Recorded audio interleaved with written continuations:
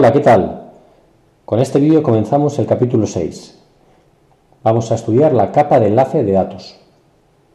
Antes de nada me gustaría recordar lo que es un nodo, porque es un concepto, un término muy común en el argot de las redes.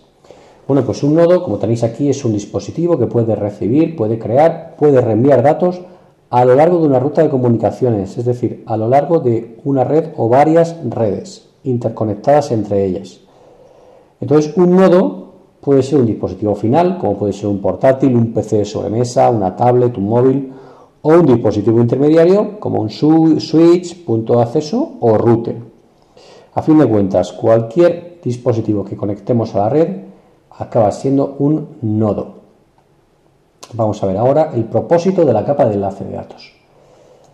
Bueno, algunas de las funciones de la capa de enlace de datos son: en primer lugar, permite que las capas superiores accedan a los medios. Cuando estamos hablando de capas superiores, hablamos de capa de red, capa de transporte, capa de aplicación. El protocolo de capa superior, el que está justo encima de la capa de enlace de datos, la capa de red, pues no conoce el tipo de medio que se está utilizando para reenviar datos y le da igual. O sea, a la capa de red le da igual que los datos se envíen a través de una red inalámbrica, una red cableada Ethernet, una red de fibra óptica, eso le da igual, ¿de acuerdo? Entonces, la capa de enlace de datos principalmente permite que las capas superiores pues accedan a esos medios. Acepta datos, generalmente paquetes de la capa 3, es decir, protocolo IPv4 y IPv6, y los encapsula dentro de tramas de capa 2. Acordaos que la PDU en capa 2 se llama trama y que la PDU en capa 3 se llama paquete.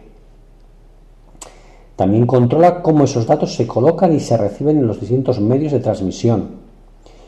Y realiza la detección de errores y rechaza cualquier trama dañada. Además, cada trama contiene un tráiler utilizado para detectar errores de transmisión.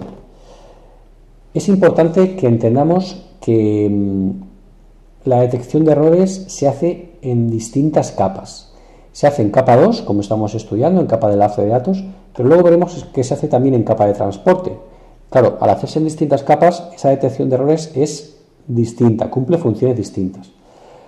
En esta capa, la capa de enlace de datos, los errores que tratamos de detectar en la transmisión es que los bits que se están transmitiendo, las señales que se están transmitiendo, puedan ser legibles y que ninguna haya tomado un valor distinto, ¿de acuerdo? Para eso es muy útil este tráiler que se utiliza para detectar errores de transmisión. Más funciones de la capa de enlace de datos es la delimitación de tramas. Es decir, acordaos que dijimos cuando se transmite la señal por el medio, necesitamos delimitar la trama para que el dispositivo receptor pueda saber dónde empieza y dónde termina la trama, ¿de acuerdo? Entonces tenemos unos bits, unos campos delimitadores, pues que permiten la sincronización entre la transmisión y la recepción. Y luego tenemos el direccionamiento. Acordaos que esto lo hemos comentado en clase. Direccionamiento no es encaminamiento, no es enrutamiento. Direccionamiento es identificar a un dispositivo de forma única en una red. Entonces, el direccionamiento que se hace en capa 2 tiene que ver con las direcciones físicas o direcciones MAC que van grabadas en las tarjetas de red. Daos cuenta que nosotros en este nivel L2, Layer 2, añadimos una Destination NIC, Source NIC, que son las direcciones MAC de origen y destino. Y luego ya en Layer 3, capa 3, pues tenemos las direcciones IPs de origen y destino. Otro tipo de direccionamiento. Pero en capa 2 el direccionamiento es a través de direcciones MAC. Es importante también que entendamos que si la capa de enlace de datos, un protocolo de capa de red, como puede ser IP, pues que tendría que tomar medidas o decisiones para conectarse con todos los tipos de medios de transmisión que pueden existir a lo largo de la ruta. Además, cada vez que se desarrollase una nueva tecnología de red, pues IP tendría que adaptarse. No queremos que IP haga eso. Entonces, todas esas funciones las cumplen las capas de enlace de datos. Y esto lo vamos a ver ahora con una imagen.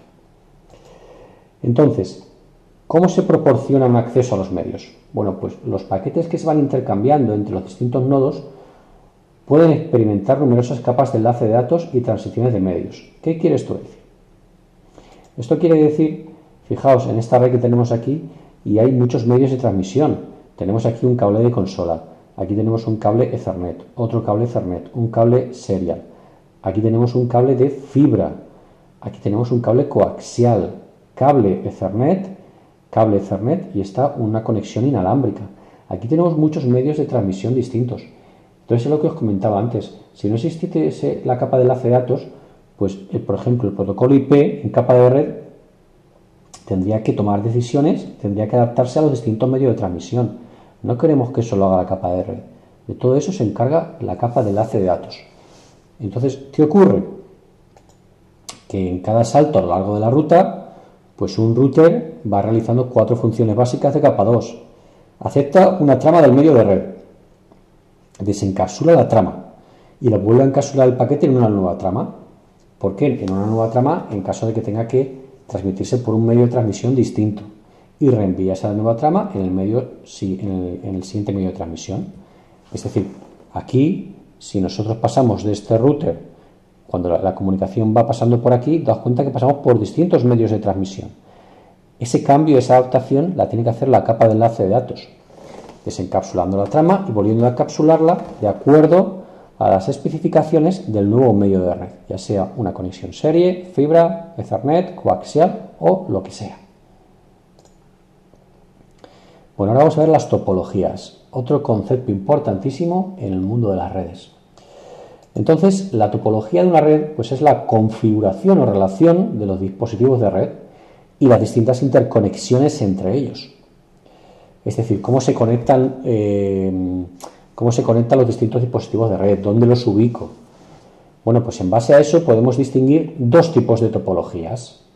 Tenemos una topología física y una topología lógica. Esto lo voy a mostrar con una imagen. La topología física lo que hace es identificar las conexiones físicas y cómo se interconectan los dispositivos finales y los intermediarios. Esta topología, como podéis ver aquí también, puede incluir la ubicación específica del dispositivo. ¿Qué quiere esto decir? Nosotros aquí tenemos esto cuadrado, aquí es una sala de servidores, la habitación 2158. Bueno, pues en esta sala de servidores tenemos un router, que es el que nos da salida a internet. Este router está conectado a un switch y de este switch cuelgan, es decir, están conectados 3 servidores que están en el rack número 2. ¿Veis? Rack 2, rack 2, rack 2, cada uno en un instante distinto. Bueno, pues, y luego debajo del router 1 tenemos el switch 2, que está en otro rack, armario rack 1, en otro estante. Todo esto está en la misma habitación, ¿de acuerdo? Y luego tenemos una oficina donde hay conectado una impresora en red y un PC de sobremesa. Esto está conectado al switch 2, pero está en otra habitación distinta. Luego tenemos otra habitación distinta, la 2124, en la que hay un rack, rack 1, rack 1, rack 1, que contiene 3 switches, el switch 3, 4 y 5. Y luego hay otras habitaciones que corresponden a unas clases en las que hay portátiles. Es decir, estamos hablando de un edificio con varias habitaciones, con varias ubicaciones, y cómo están ubicados en esos espacios los switches y los routers y los dispositivos. Es decir, que esas conexiones físicas, cómo se establecen, ¿de acuerdo? Pero luego tenemos la topología lógica, que siendo el mismo diagrama, la topología lógica se refiere a la forma en que una red transfiere tramas de un nodo al siguiente. La topología lógica lo que hace es identificar las conexiones virtuales mediante los interfaces de red del dispositivo.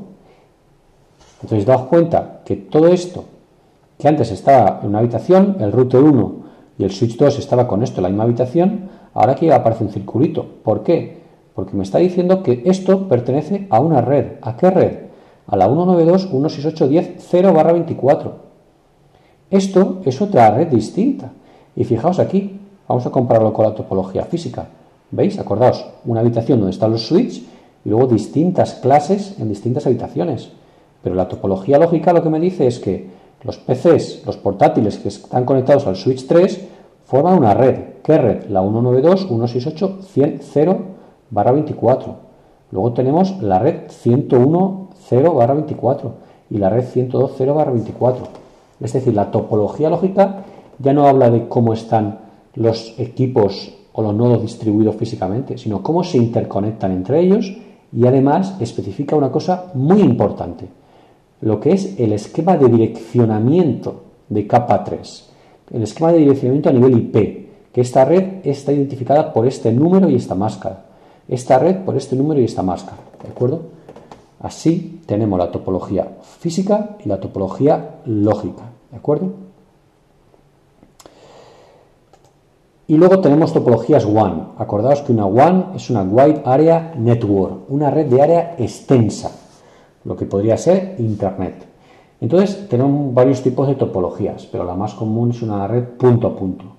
Es la topología WAN más simple y más común, y consiste pues en un enlace permanente entre dos puntos finales. Hub and Spoke es una topología muy similar a Estrella, donde hay un sitio central que se conectan distintos enlaces punto a punto. Y Maya proporciona una alta disponibilidad, pero requiere que cada sistema final esté conectado a cualquier otro sistema final. Es decir, aumenta la complejidad y tanto la complejidad como la cantidad de interconexiones que se necesitan. Entonces, lo más común en este caso es la topología punto a punto. ¿Qué ocurre? Que la topología física punto a punto conecta directamente dos nodos, como veis, nodo 1 y nodo 2. Pero los puede interconectar directamente o que haya entre medias una red, eso da igual. Entonces, los nodos no tienen que compartir los medios con otros hosts, están conectados entre ellos. Entonces, cuando se utiliza, por ejemplo, un protocolo de comunicaciones en serie, como puede ser el protocolo punto a punto, PPP, pues un nodo no tiene que hacer una determinación sobre si la trama está destinada a él. Acordaos que cuando estamos hablando de Ethernet tenemos que mirar la dirección MAC para ver si eso va destinado a nosotros. En este caso no, porque como solo hay dos dispositivos conectados, pues la trama se coloca en el medio y es para el dispositivo que está en el otro lado. Entonces, debido a todas estas condiciones, pues los protocolos WAN punto a punto pueden ser muy sencillos. Y luego tenemos las topologías LAN, LAN de Local Area Network, red de área local, acordaos. Entonces, las topologías LAN, los dispositivos finales, los nodos, están interconectados normalmente utilizando una topología en estrella, que es la más utilizada, esta que tenéis aquí. Hay un nodo central, que sería aquí, donde se unen los distintos dispositivos, y en ese punto central, ¿qué colocamos? A ver, pensarlo.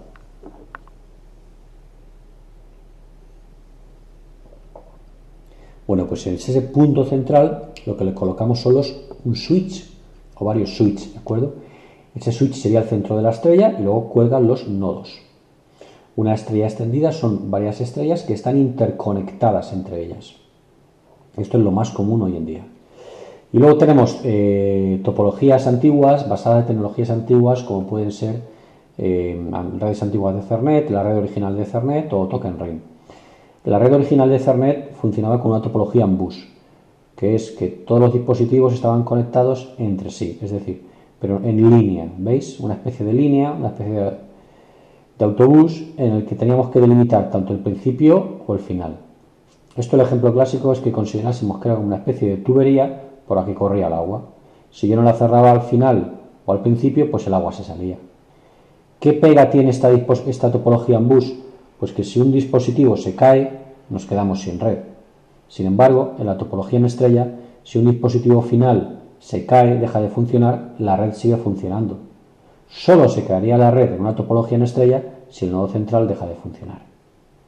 Y otra topología antigua es una topología en anillo, que es como una topología en bus en la que el nodo inicial y final se unen, ¿de acuerdo? Forman un anillo. Pero son topologías que ya no se utilizan.